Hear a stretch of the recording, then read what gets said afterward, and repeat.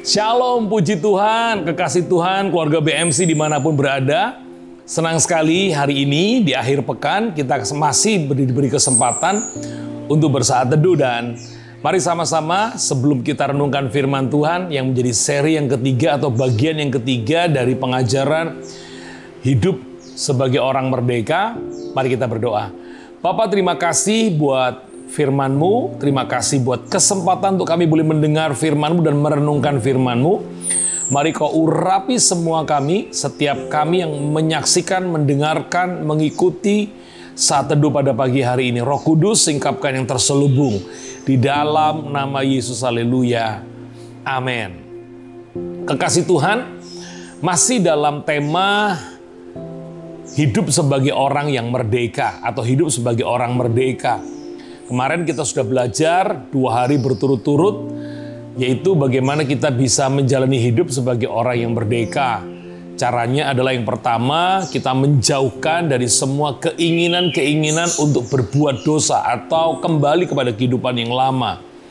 Lalu yang kedua, bagaimana caranya? Yaitu dengan cara menjalani hidup dengan lebih baik atau menjalani hidup yang baik.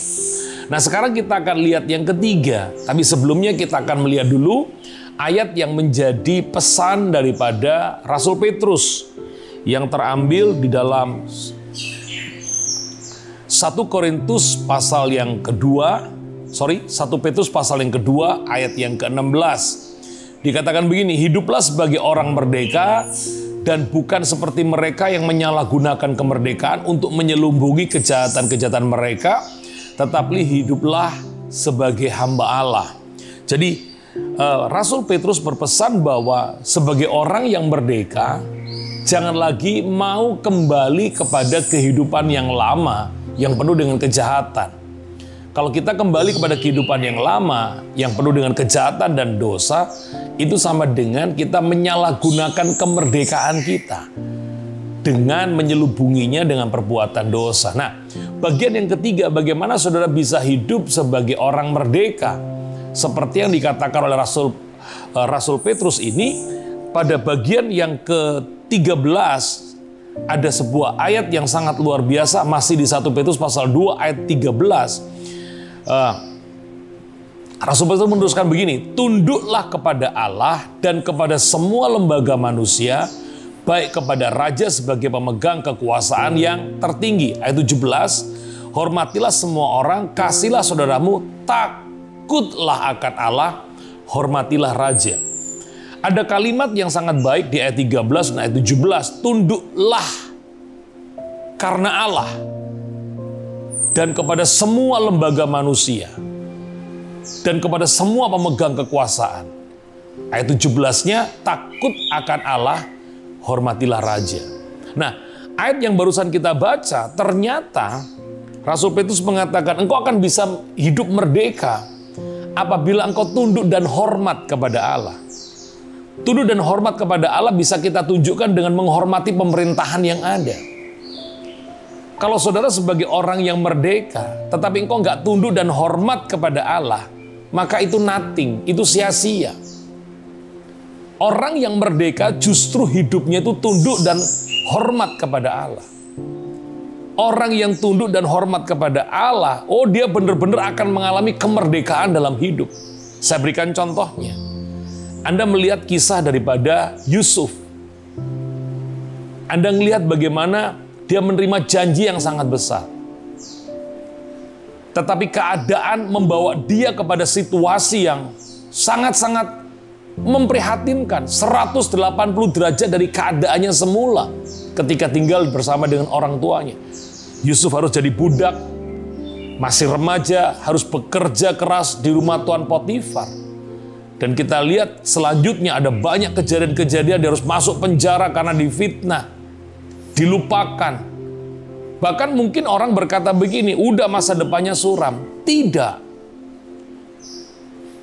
Selama seseorang hidup tunduk dan hormat kepada Allah, dia benar-benar menjadi orang merdeka.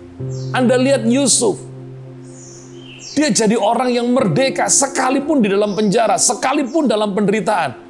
Kenapa saya katakan dia menjadi orang merdeka sekalipun sebagai budak, sekalipun ada dalam penjara? Anda lihat, dia takut akan Allah. Dia hormat.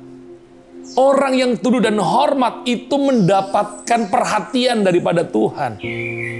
Jadi orang yang merdeka dengan cara, hidup yang merdeka dengan cara tunduk dan hormat kepada Allah, yang menghasilkan rasa takut kepada Allah, itu menjadikan orang itu merdeka menikmati semua janji Allah. Tidak ada yang menghalangi seseorang yang hidup merdeka itu menikmati janji Allah.